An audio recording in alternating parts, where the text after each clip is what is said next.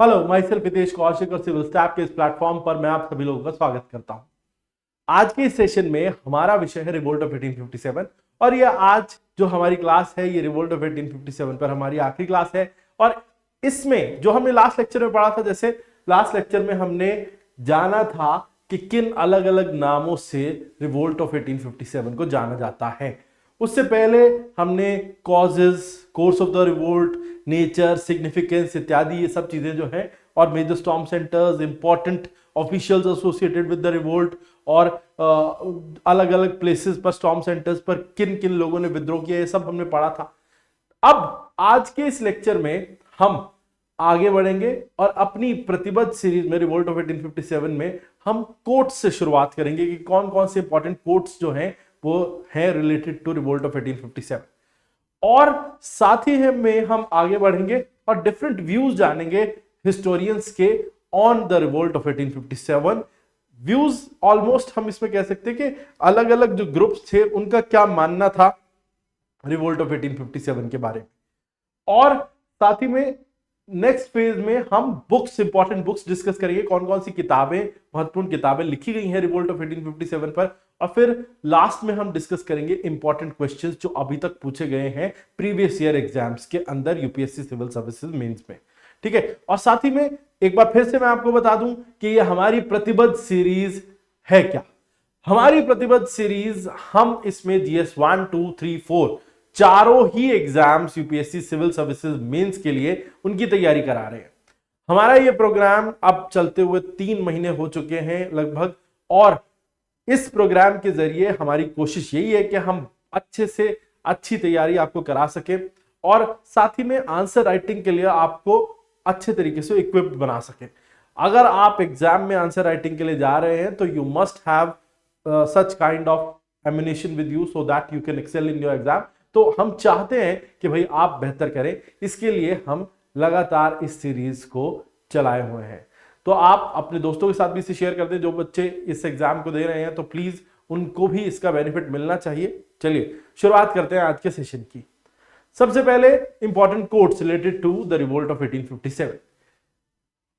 Revolt of 1857 जैसा हम जानते हैं कि इसने एक बड़ा पॉलिटिकल चेंज भारत में स्थापित किया था। ईस्ट इंडिया कंपनी जो पहले, जिसका मकसद इकोनॉमिक एक तरीके से कंट्रोल था भारत पर, और जो उनकी गवर्नेंस थी वो भी इकोनॉमिक गवर्नेंस थी, वहां से एक शिफ्ट आया। इसके बाद ईस्ट इंडिया कंपनी को, British East India company was called back to London and British crown took over the control of India, and economic governance से अब पॉलिटिकल गवर्नेंस का दौर शुरू हो गया था। लेकिन रिवोल्ट ऑफ 1857 को लेके कुछ इंपॉर्टेंट कोट्स हैं जो हमें जान लेने चाहिए, जो हमें बहुत सारे उस समय के जो अलग अलग लोगों के जो विचार हैं उनके बारे में बताएंगे। तो पहले देख लेते हैं। First, the crisis came at first a mere military mutiny, it speedily changed its character and become a national insurrection. GB Malleson एक लेखक है, इनकी किताब भी है एक बहुत महत्वपूर्ण, जो आगे मैं बताऊंगा आपको। तो इनका ये कहना था कि शुरू में जब क्राइसिस शुरू हुआ था इस युद्ध का, तो ये सिर्फ एक सिपाही विद्रोह था, मिलिट्री म्यूटिनी कह सकते हैं हम इसे, लेकिन इसने जल्दी ही इस अपना नेचर, अपना कैरेक्टर बदल लिया और ये एक राष्ट्र के उठ खड़े होने की कहानी बन गया। तो ये कहना था किसका? जीबी मलेसन का। तो this is an important coat, you can use it in your answers. तो इसको आप अपने आंसर में यूज कर सकते हैं, और इस कोट को आपको यूज करने से ज्यादा better marks you can score. ठीक है, नेक्स्ट, बेंजामिन डिज़रायली। अब बेंजामिन डिज़रायली, अब पहले तो एक तो ये समझना होगा कि जीबी मलेसन ने तो और डिज़रायली दोनों ने ही एक्चुअली ब्रिटिश, जो उस समय की ब्रिटिश न्यूज़पेपर्स में मीडिया जो कह रहा था उसके अगेंस्ट एक स्टैंस इन दोनों का था। अब क्योंकि newspapers were saying that it is a mere military mutiny, उसके अगेंस्ट जीबी मलेसन ने कहा कि नहीं, इसने तो अपना जल्दी कैरेक्टर बदला और एक राष्ट्र की उठ खड़े होने की कहानी ये बन गया था। वहीं प्राइम मिनिस्टर रहे बेंजामिन डिज़रायली और कंजर्वेटिव पार्टी के लीडर थे, उन्होंने तो और भी जो है बड़ा सवाल उठा दिया था। उन्होंने तो पूछ ही लिया कि इट इज म्यूटनी और is it a national revolt? क्या ये एक राष्ट्र की आजादी की लड़ाई थी, एक राष्ट्र की लड़ाई थी, या सिर्फ एक म्यूटनी भर थी? तो ये दिखाता है कि सिर्फ भारत में ही नहीं था कि जिसमें इस रिवोल्ट के नेचर पर जो है वो सवाल उठ रहे थे, ये ब्रिटेन में भी था जहां उसके ऊपर जो है अलग अलग प्रतिक्रियाएं आ रही थी।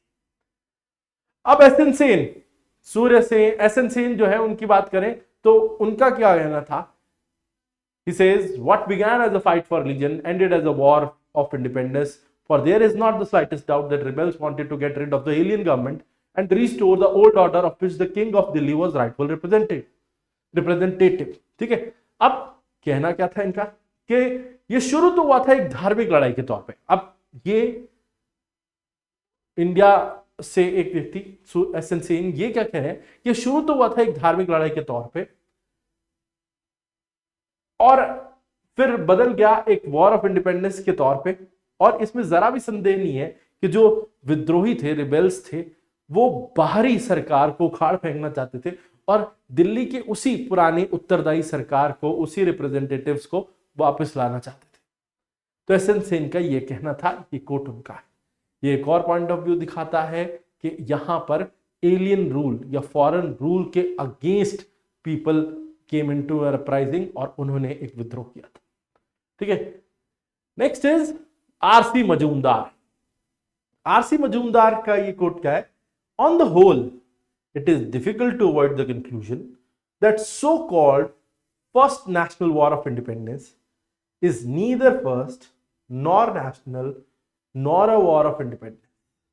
कि अगर पूरे तौर पे देखा जाए तो ये कंक्लूजन पर आना बड़ा डिफिकल्ट है कि जिसे हम first national war of independence कह रहे हैं, क्या वो पहली लड़ाई थी? क्योंकि you can not say that it was a first, क्योंकि उससे पहले बेल्लोर म्यूटनी और अलग अलग म्यूटनीज बहुत सारे अलग अलग रीजन में हुई थी। ठीक है, और उसके अलावा नॉर नेशनल, क्योंकि नेशन वाइड स्केल पर भी नहीं थी और नेशनलिज्म जैसा कोई कॉन्सेप्ट भी उसमें नहीं था, तो इसलिए इसको नेशनल भी नहीं कहा जा सकता।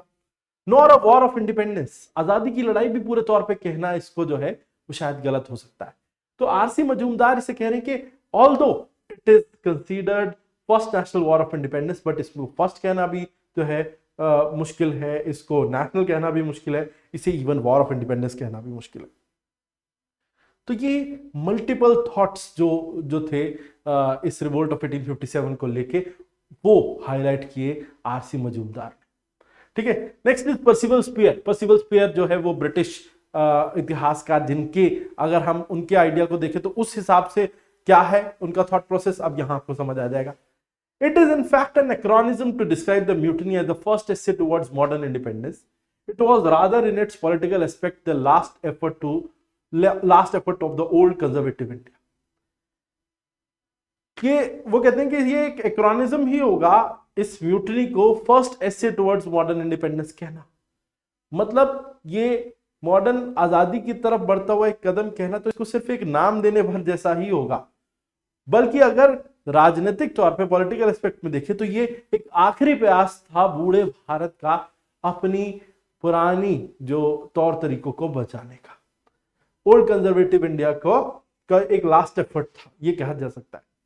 लेकिन यहां पर क्या कहना चाह रहे हैं पर्सिवल स्पीयर कि देखो, ब्रिटिश यहां आपको आइडियोलॉजी उभर के दिखती है जो ये कहना दिखाना चाह रहे थे कि वी सिविलाइज्ड इंडिया और we kind of established the system in India, but जो पुराना कंजर्वेटिव भारत था वो पुराने तौर तरीकों से बाहर निकलना ही नहीं चाहता और हमने उसको मॉडर्नाइज किया, सिविलाइज किया और हमने जो है वो इन लोगों के लिए एक व्यवस्था कायम की। बट ये जो रिवोल्ट था ये एक ऐसा प्रतीक कहा जा सकता है जिसमें पुराने कंजर्वेटिव थॉट वाले लोग जो है वो उस व्यवस्था को, जो नई ब्रिटिश व्यवस्था थी, उसको एक्सेप्ट नहीं करना चाहते थे। ठीक है, वो सिविलाइजेशन को एक्सेप्ट नहीं करना चाहते थे, ये कहना था सर पर्सिवल स्पीयर का। ठीक है, तो these were the important quotes related to the revolt of 1857। अब आ जाते हैं हम अपने आगे डिफरेंट व्यूज ऑफ हिस्टोरियंस पे कि क्या व्यूज रहे हैं कोर ग्रुप्स के, अलग अलग कोर ग्रुप्स के ऑन द रिवोल्ट ऑफ 1857। ठीक है। तो सबसे पहले नेशनलिस्ट व्यू, राष्ट्रवादी व्यू देखते हैं। जो भारतीय राष्ट्रवादी व्यू क्या था? नेशनलिस्ट व्यू कहता है कि revolt of 1857 was an organised attempt by Indians, एक संगठित प्रयास था to overthrow the British yoke, अंग्रेज और अंग्रेजियत को उखाड़ फेंकने का ये एक संगठित प्रयास था। इसे एक आजादी की लड़ाई माना जाता है, जिसमें इंडियन लीडर्स जो आजादी के लिए लड़ रहे थे वो चाहते थे इंडियन तौर तरीके, इंडियन जीवन शैली जो है वो जीने की वो वापस आए। और इस विचार के अनुसार रिवोल्ट जो है वो जो आगे चल के इंडियन इंडिपेंडेंस मूवमेंट शुरू हुआ उसका पहला कदम था। ठीक है, तो उसका पहला कदम शुरू होता है रिवोल्ट ऑफ 1857 से। उसी की वजह से नेशनल मूवमेंट शुरू हुआ आगे चल के, and it led to the independence later on. तो ये कह सकते हैं आप, तो राष्ट्रवादी व्यू कहते हैं कि ये एक जो है वो बहुत इंपॉर्टेंट माइलस्टोन था जहां से राष्ट्रवाद उभरा और आगे के लिए एग्जाम्पल भी साबित हुआ। ठीक है, next is colonial view. Colonial view या ब्रिटिश कॉलोनियल माइंडसेट, अब यहां पे आप देखेंगे कि क्या था कि colonial view argues that the revolt of 1857 was a mutiny और अ रिबेलियन ऑफ सिपाहीज ओनली, सिर्फ एक विद्रोह या सिर्फ सिपाहियों के द्वारा किया गया एक विद्रोह ही हम इसे कह सकते हैं, और it was misled by some Indian leaders, कुछ इंडियन लीडर्स ने इसको मिसलीड किया था, ऐसा कॉलोनियल व्यू कहता है। According to this view revolt was merely a military uprising which lacked any kind of political direction and it didn't have any political support, यानी ना तो उसकी कोई राजनीतिक दिशा थी ना ही उसको आम जनमानस का सपोर्ट हासिल था, ऐसा कॉलोनियल व्यू कहता है। और ऊपर से इसके ऊपर इसको प्रूव करने के लिए एक जो तर्क क्या दिया जाता है कि अगर इंडियन जो अपराइजिंग इसके अंदर ये सिर्फ कुछ सिपाहियों के विद्रोह के अलावा और कुछ मिसलीडिंग इंडियन लीडर्स के अलावा और लोग भी शामिल होते तो it must have been a successful rebellion, पर ये नहीं हुआ। तो इससे साफ पता चलता है कि ना ही इसके पास पॉपुलर सपोर्ट था ना ही इसमें कोई पॉलिटिकल डायरेक्शन थी। ठीक है, तो ये कॉलोनियल व्यू कहता है। Next is Marxist view. Marxist view, अब ये मार्क्सिस्ट व्यू क्या है? मार्क्सिस्ट व्यू 1857 को रिवोल्ट को देखता है कि एक पॉपुलर अपराइजिंग थी, खास तौर पे निचले दर्जे के लोगों के द्वारा की गई। समाज में जो निचले तबके पर बैठे लोग हैं, किसान हो गए, वर्किंग क्लास हो गई, लेबर हो गई, उनके द्वारा ये रिवोल्ट किया गया था। और इस व्यू के अनुसार ये रिवोल्ट एक एक्सप्रेशन था सामाजिक बंधनों को तोड़ने का। मतलब यहां से आप ये कह सकते हैं कि जो सामाजिक और आर्थिक जकड़न जो अंग्रेजों ने पैदा कर दी थी उसके खिलाफ एक विद्रोह उभरना शुरू हुआ था। और कॉलोनियलिज्म के जो क्लचेस थे उससे बाहर निकलने के लिए जो आर्थिक जकड़न और सामाजिक जकड़न जो पैदा कर दी थी ब्रिटिश ईस्ट इंडिया कंपनी ने, उससे निकलने का एक प्रयास था। यहां पे जब हम बोल रहे हैं तो लिबरेशन एक टर्म यूज हो सकता है, to liberate themselves out of the economic clutches of British. ये एक कोशिश थी, ना कि वहां पर कोई भी कोशिश थी एक आजादी हासिल करने की या नेशनलिज्म जैसा कोई जो आइडिया है वो वहां पर नहीं था। ये कहता है मार्क्सिस्ट व्यू। तो Marxist view supports the theory that it was a revolt done by the lower class of the society, mainly by peasant and working class, as there was contradictions due to the exploitations done by British, for example economic exploitation, social exploitation, etc. ठीक है, next is religious view. अब धार्मिक विचार क्या है? Revolt of 1857 जो धार्मिक विचार है, इस विचार के अनुसार दो धर्म जो प्रमुख तौर पे जो स्ट्रॉन्ग थे उस समय पर, आप ये कह सकते हैं ज्यादा जिसके मानने वाले थे वो तो हिंदुइज्म एंड इस्लाम। दोनों ही धर्मों के जो धार्मिक गुरु थे उनके द्वारा, अब जैसे हिंदू धर्म के जो धार्मिक गुरु थे उन्होंने इस रिवोल्ट को सपोर्ट किया, क्योंकि ऑल्दो ऐसा लग रहा था कि British were imposing their Christian rule over Indians, तो शायद उसके खिलाफ उन्होंने इस रिवोल्ट को सपोर्ट किया। साथ ही में मुस्लिम धर्मगुरुओं ने इसको जो है वो रिवोल्ट में एक बड़ा रोल प्ले किया, क्योंकि ब्रिटिश रूल जो था वो शायद चैलेंज कर रहा था अब तक एस्टैब्लिश्ड इस्लामिक रूल को, जो दिल्ली सल्तनत के ज़माने से और मुगलों तक चला आया था, उसको चैलेंज कर रहा था। और दैट्स वाई अगर क्रिश्चियन या फिर ईस्ट इंडिया कंपनी जो जिस देश से आई है जहाँ पे ईसाई धर्म फॉलो किया जाता है, अगर वो यहाँ पे लागू होता है तो most of the Christianity ideas and principles will be adopted in the society. और इसके अगेंस्ट एक जिहाद डिक्लेयर किया था, होली वॉर डिक्लेयर किया था मुस्लिम लीडर्स ने अगेंस्ट ब्रिटिश इंपीरियलिज्म। ठीक है, नेक्स्ट इज फेमिनिस्ट व्यू। अब फेमिनिस्ट व्यू क्या कहता है अबाउट रिवोल्ट ऑफ 1857 के वुमेन जो थी उनका बहुत बड़ा रोल था इस रिवोल्ट में। अलग अलग एक्टिविटीज में महिलाएं इन्वॉल्व थी, जैसे स्मगलिंग वेपन्स, उसके अलावा सप्लाईज एक जगह से दूसरी जगह पहुंचाने के लिए, उसके अलावा नर्सिंग द वुंडेड, वो जो लोग जख्मी थे उनको मरहम पट्टी करने के लिए, और इन सम केसेस और इन फ्यू और many cases they were involved in fighting also. तो कई कई जगहों पर वो युद्ध लड़ते हुए भी देखी जा रही थी।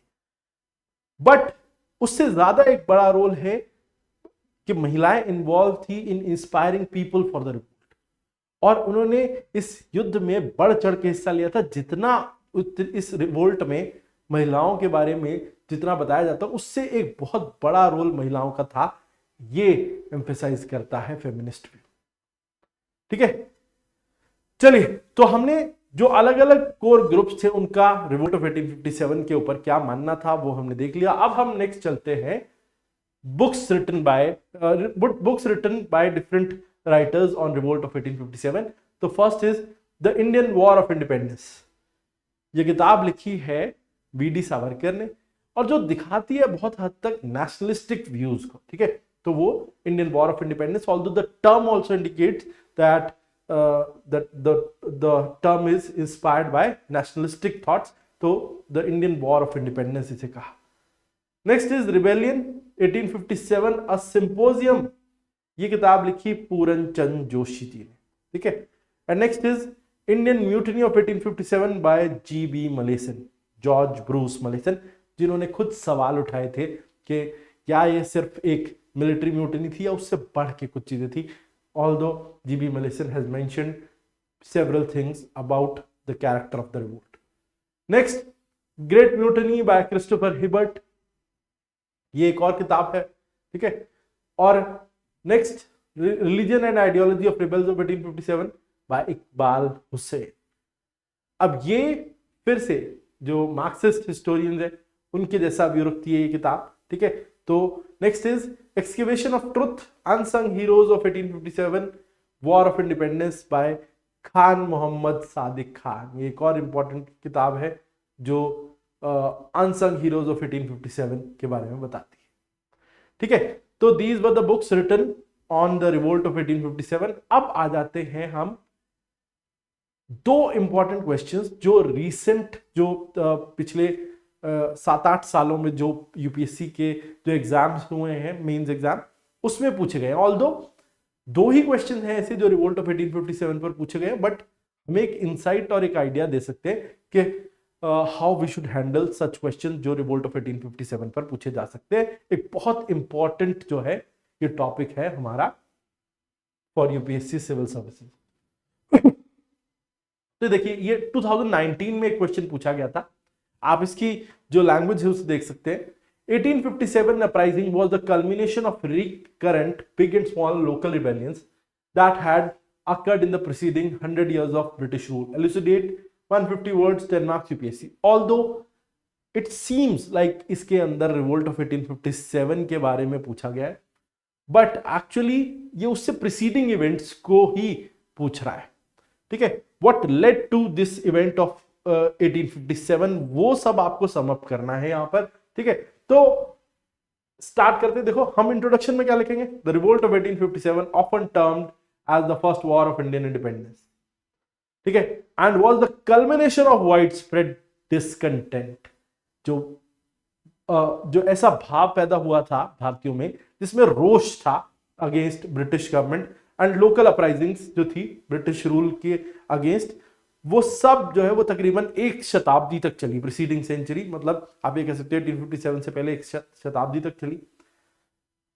लोकलाइज रिवोल्ट्स जिनके पीछे कुछ ना कुछ ग्रीवेंसेस थे, इकोनॉमिक एक्सप्लॉइटेशन जिसमें एक रीजन था, आर्थिक रूप से जो जकड़न पैदा की गई थी, जो टैक्सेस इंपोज किए गए थे और उनमें जो टैरिफ्स लगाए गए थे, और ऊपर से टैक्स कलेक्शन का तरीका, साथ ही में सोशल डिसरप्शंस, सामाजिक ताने बाने को बदल के रख दिया था, ठीक है।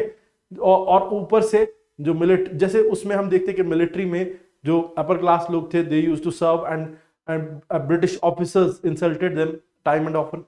और उसके अलावा political annexation of different states, तो जैसे कई राजाओं की रियासतें जो है वो पॉलिटिकली अनेक्स कर ली गई using different methods like doctrine of lapse, subsidiary alliance और डायरेक्ट एनेक्सेशन मेथड सब, ठीक है। तो जिससे एक बड़े रिबेलियन के लिए स्टेज जो है वो तैयार हुआ, ठीक है। अब 1857 was a culmination of preceding local rebellions and other cumulative factors like, अब क्या क्या था एक बार देख लेते हैं ओवरऑल। तो सबसे पहले पीजेंट और ट्राइबल अपराइजिंग्स, जैसे शुरू से ही जब से 1765 में बंगाल वाज अनेक्स्ड, उसके बाद से ही ब्रिटिश ईस्ट इंडिया कंपनी के खिलाफ जो है अपराइजिंग शुरू हो गई। लाइक सन्यासी एंड फकीर रिबेलियंस जो 1770 से 1820 के बीच में चले, और बाद में कोल रिबेलियन और संथल रिबेलियन जैसे एक्सप्लॉइटेटिव जो प्रैक्टिसेस थी जिसके अगेंस्ट ये रिबेलियंस ट्राइबल लोगों ने कर दिए। तो these were caused due to the policies of British East India company, ठीक है। और आगे नेक्स्ट जमींदार और लैंडलॉर्ड रिबेलियंस देखे गए, जैसे पॉलीगर रिबेलियन साउथ इंडिया में जो लैंड रेवेन्यू पॉलिसीज के अगेंस्ट था। Also there was military disaffection, सिपाही म्यूटनीज देखने को मिली वेल्लोर में, जो दिखाती है कि सोल्जर्स वर बैडली अफेक्टेड, ठीक है। तो ये दिखाता है कि soldiers were not happy with the way they were treated, ठीक है। उसके अलावा पॉलिटिकल रेजिस्टेंस, अवध जैसे स्टेट को अनेक्स किया गया था और different states were annexed using doctrine of lapse, some states were annexed using subsidiary alliance policy and some were annexed using direct annexation policy. तो ये जो था जिसकी वजह से जो प्रॉब्लम क्रिएट हुई थी। नेक्स्ट आगे देखें तो कंक्लूजन में जब हम पहुंचते हैं तो दीज अपराइजिंग्स आप ये कह सकते हैं कि सोशो पॉलिटिकल डायनेमिक्स को इन्होंने बदल के रख दिया था, और कंबाइंड ग्रीवियंसेस जो है वो उभर के आए पीजेंट्स के, लैंडलॉर्ड्स के, रूलर्स के, ठीक है। तो एक ग्रुप नहीं था जिसने रिवोल्ट किया, the revolt was done by several section, जिसमें किसान भी थे, लैंडलॉर्ड भी थे, जो जमींदार, उनके इश्यूज ये थे कि जमींदारों से जब वो टैक्सेस कलेक्ट नहीं कर पाते थे आम किसानों से, देन जमींदारों से बहुत जो है वो क्रूअल तरीके से पेश आती थी ईस्ट इंडिया कंपनी, उनके सारी जमीनों को नीलाम कर दिया जाता था। तो that's why they were also involved in this 1857 revolt. और रूलर्स, सिपाहीज, तो ये सब क्या हुआ कि धीरे धीरे उन्होंने छोटी छोटी अपराइजिंग्स की, बट उन सब से जब कोई काम नहीं चला तो final was a big effort which came in the form of revolt of 1857, और ये कल्मिनेटिव एफर्ट था फिर, ठीक है। और 1857 की जो अपराइजिंग थी ये एक आइसोलेटेड इवेंट नहीं था, but an outcome of persistent resistance जो चल रही थी ओवर अ सेंचुरी, ठीक है, फ्रॉम ओवर अ सेंचुरी, ठीक है जी। चलिए अब देखते हैं एक और क्वेश्चन जो 1857 से जुड़ा हुआ जो पूछा गया था।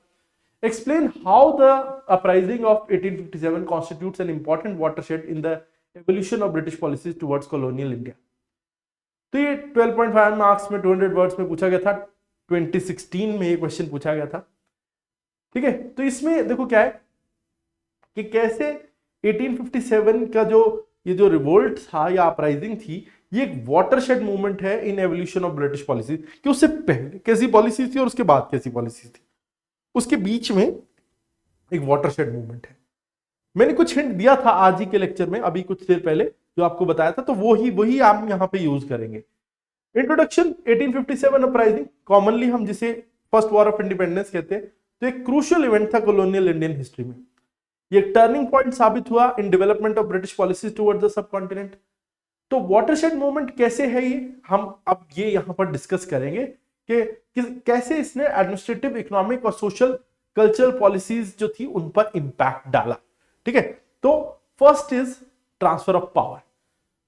अर्लियर गवर्नमेंट ऑफ इंडिया, देखो तो गवर्नमेंट ऑफ इंडिया एक्ट के जरिए जो East India company was called back to London and it established the rule of British crown in India with a secretary of state being appointed under the British crown who will take decisions from British Parliament and will send it to India and they will be received by Viceroy and Viceroy will execute them in India.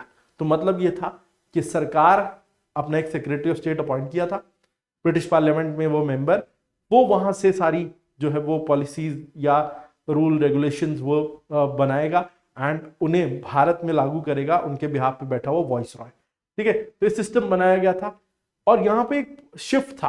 इससे पहले जो East India company थी उसका अब यहाँ पर कोई जो है इंटरवेंशन नहीं बचा था या कोई भी उसका रोल जो है वो नहीं बचा था। एक बड़ा टर्म आप यहाँ पे जो यूज कर सकते हैं कि there was a shift from economic to political governance. ठीक है, तो आप यहाँ पे क्या यूज कर सकते हैं, there was a shift from economic to political governance.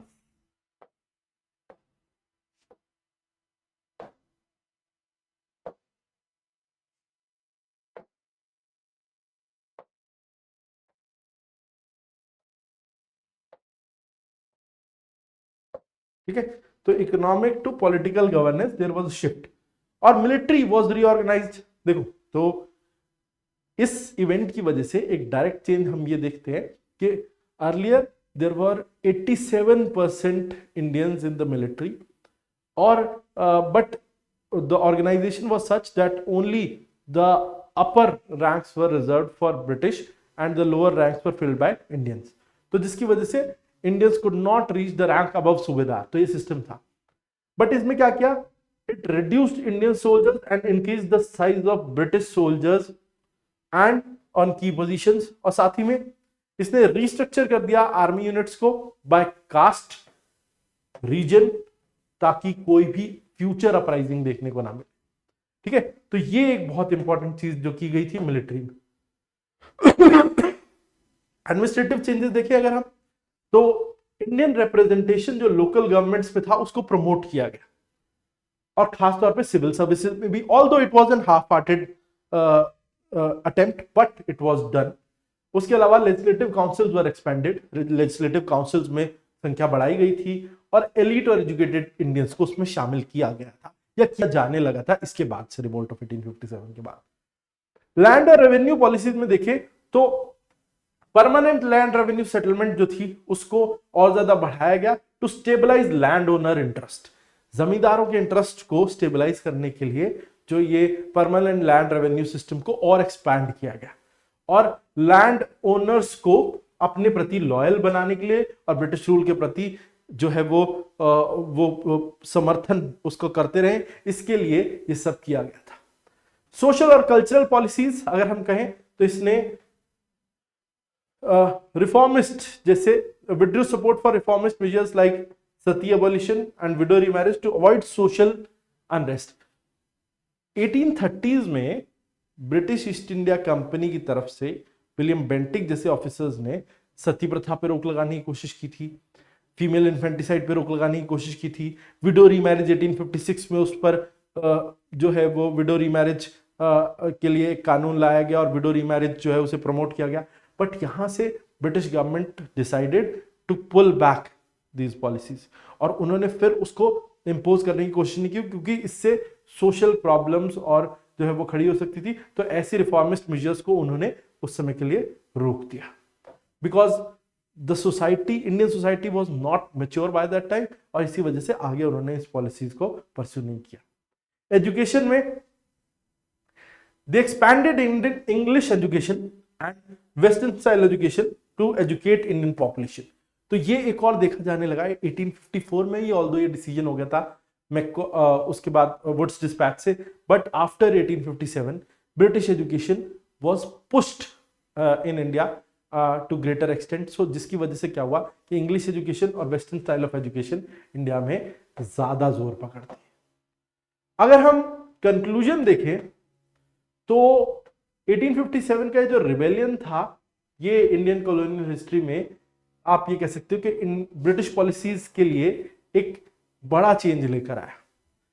in almost all aspects their policies were changed, and also they impacted and shaped the development of modern India in huge sense.